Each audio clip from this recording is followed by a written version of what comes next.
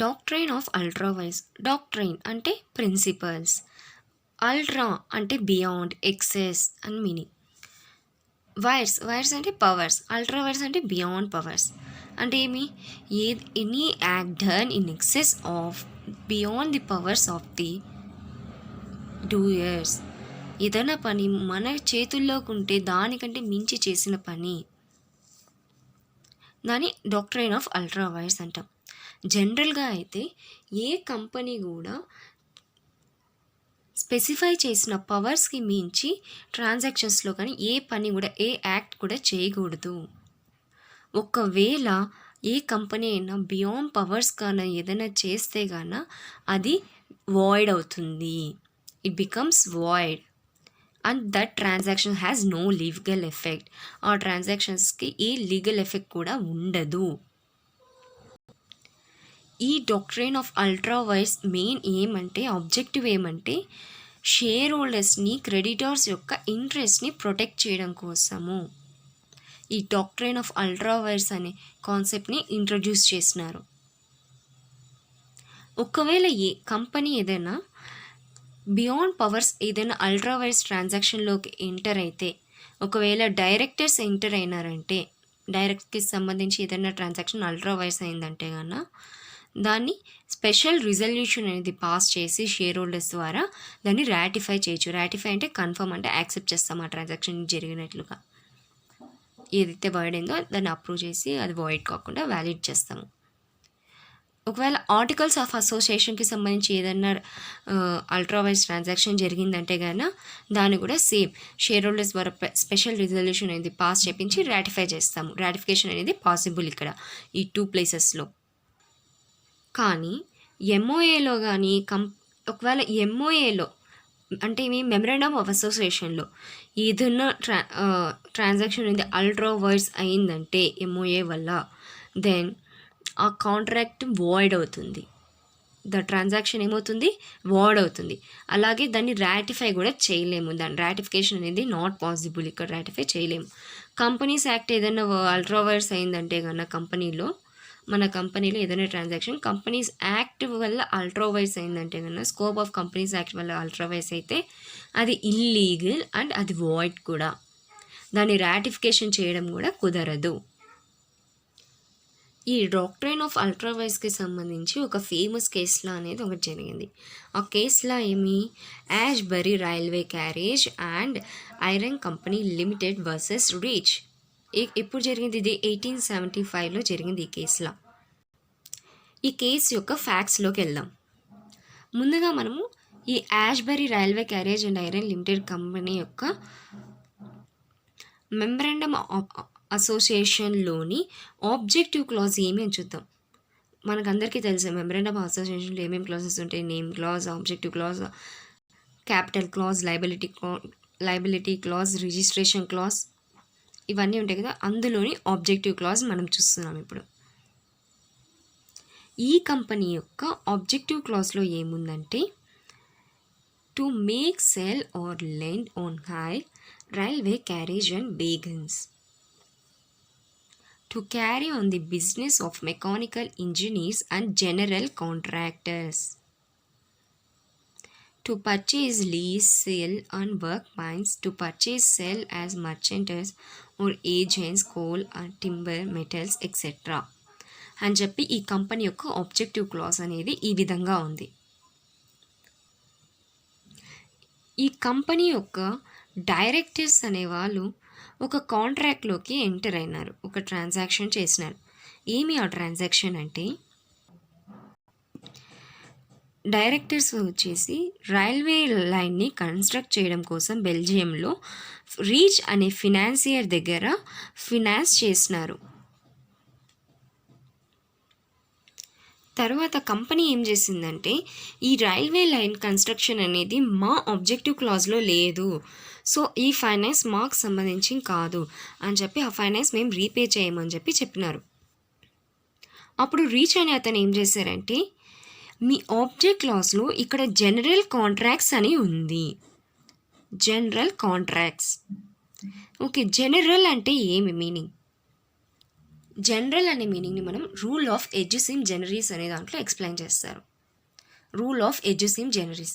Rule of ఎడ్యుసిమ్ generis ఏమని చెప్తుందంటే, ఏవైనా సరే జనరల్ వర్డ్స్ ఏంటివైనా ఉంటే దానికి సంబంధించిన రిలేటెడ్ ముందు ఇచ్చిన ప్రిసీడ్ వర్డ్తో దాన్ని మ్యాచ్ చేసి ఆ వర్డ్ని దాని మీనింగ్ రిలేటింగ్గా తీసుకోవాలి అని చెప్పేసి. ఇక్కడ కూడా అదే జరిగింది. ఇక్కడ జనరల్ కాంట్రాక్ట్స్ అనేదాన్ని మెకానికల్ ఇంజనీర్స్ అనే వర్డ్తో రిలేట్ చేసి ఇక్కడ రిచ్ అనే వ్యక్తి ఫైట్ చేశారు. ఇది ఉన్నది, ఈ ఆబ్జెక్ట్ క్లాజ్లో ఉంది అని చెప్పేసి ఇక్కడ జనరల్ అనే వర్డ్ని యూజ్ చేసినారు అని చెప్పి. సో సరే అని చెప్పేసి తర్వాత కంపెనీ ఏం చేసిందంటే గాన కోర్ట్ ఏమనింది, ఈ ట్రాన్సాక్షన్ అనేది నల్, ఇది వాయిడ్ కాంట్రాక్ట్ అని చెప్పి జస్టిఫై ఇచ్చేసింది, స్టేట్మెంట్ ఇచ్చేసింది. మళ్ళీ రీచ్ అనే వ్యక్తి ఈ కాంట్రాక్ట్ జనరల్ ఉండడం వల్ల అది ముందు అనే రిలేటెడ్ వర్క్కి యూజ్ అవుతుంది, మెకానికల్ దీనికి వస్తుంది కనుక మెకానికల్ ఇంజనీర్స్ అనే దానికి కనెక్టివ్గా ఉంది కాబట్టి ఈ లోన్ అనేది ఇది అవుతుంది అని చెప్పేసి క్లెయిమ్ చేశారు వాళ్ళు. సో కంపెనీ కనీసం అడ్వాన్స్ అమౌంట్ అయినా కూడా తిరిగి ఇవ్వాలి లోన్ ఏదైతే ఇచ్చినామో అని చెప్పేసి. తర్వాత లేటర్ ఏమైందంటే కన్నా షేర్ హోల్డర్స్, ఈ కంపెనీ యొక్క షేర్ హోల్డర్స్, ఇది డైరెక్టర్స్ వల్ల జరిగింది కనుక డైరెక్టర్స్ ఆధిపత్యంలో జరిగింది కాబట్టి మళ్ళీ షేర్ హోల్డర్స్ అనేవాళ్ళు ఒక స్పెషల్ రిజల్యూషన్ అనేది పాస్ చేసి ఆ ట్రాన్సాక్షన్ని రాటిఫై చేసేసినారు. ఇప్పుడు రిచ్ తీసుకున్న రెమెడీస్ ఏమి అని చెప్పేసి నేను చూపిస్తున్నా. అడ్వాన్స్ పే చేసినారు కదా రిచ్ వాళ్ళు, ఆ అమౌంట్ వెనక్కి తీసుకోవడానికి వాళ్ళు తీసుకున్న రెమెడీస్ ఏమి అని చెప్పి చూద్దాం. ఇక్కడ రిచ్ ఏ రెమెడీస్ తీసుకోవచ్చు అంటే, 1 claim back the position. Claim back the possession. ఇక్కడ సపోజ్ రిచ్ వాళ్ళు 1 lakh రూపీస్ అడ్వాన్స్ అనేది యాష్బరీ రైల్వే కంపెనీ లిమిటెడ్ వాళ్ళకి పే చేసింటే కన్నా ఆ అడ్వాన్స్ అమౌంట్ అనేది వాళ్ళు క్లైమ్ బ్యాక్ చేసుకోవచ్చు. అది ఫస్ట్ రెమెడీ. అదర్వైజ్ ఇంకా సెకండ్ రెమెడీ ఏమంటే can stay order the transfer of possession, అదే ఇంజెక్షన్. అంటే ఇప్పుడు ఒకవేళ యాష్బరీ కంపెనీ వాళ్ళు వాళ్ళ క్రెడిటర్ అయిన మిస్టర్ సి అనే వ్యక్తి ఎవరికి క్రెడిటర్, యాష్బరీ కంపెనీ క్రెడిటర్, వాళ్ళకి అమౌంట్ పే చేయాలి అని అనుకుంటా ఉంటే గాన ఆ అమౌంట్ పే చేయకుండా ఈ రిచ్ అనే వ్యక్తి స్టే ఆర్డర్ అనేది పాస్ చేయొచ్చు. స్టే ఆర్డర్ పాస్ చేసి తన అమౌంట్ని ట్రాన్స్ఫర్ అవ్వకుండా క్లైమ్ బ్యాక్ చేసుకోవచ్చు. Okay, next third one subrogation. వీళ్ళ అడ్వాన్స్ అమౌంట్ అనే దాన్ని క్లైమ్ బ్యాక్ రూపం ద్వారా సబ్రోగేషన్ చేయొచ్చు. సబ్రోగేషన్ అంటే ఏమి? Principle of subrogation, substituting one creditor for another. అంటే ఎగ్జాంపుల్ చూద్దాం. ఇక్కడ జాన్ అండ్ టామ్ వీళ్ళిద్దరి హౌసెస్ పక్కపక్కనే ఉన్నాయి. ఈ జాన్ అనే వ్యక్తి తన హౌస్కి $1.1 million ఇన్సూరెన్స్ అనేది క్లైమ్ అనేది చేపించినాడు. ఏదైనా ఫైర్ ఇన్సిడెంట్ కానీ ఏమైనా జరిగినాదంటే కన్నా, హౌస్కి ఏమైనా డ్యామేజ్ అయితే కన్నా ఆ ఇన్సూరెన్స్ క్లైమ్ ఇతను చేసుకోవచ్చు. ఈ టామ్ అనే వ్యక్తి నెగ్లిజెన్స్ వల్ల ఇతని హౌస్ అనేది డెస్ట్రాయ్ అయిపోయింది. సో ఇతను ఏం చేసినాడు, హౌస్ డెస్ట్రాయ్ అయింది కాబట్టి ఇన్సూరెన్స్ ఆల్రెడీ చేసినాడని ఇన్సూరెన్స్ వాళ్ళని అప్రోచ్ అయినాడు. ఇన్సూరెన్స్ కంపెనీ వాళ్ళు ఏం చేసినారు, $1 ఇతనికి ఇచ్చేశారు అమౌంట్.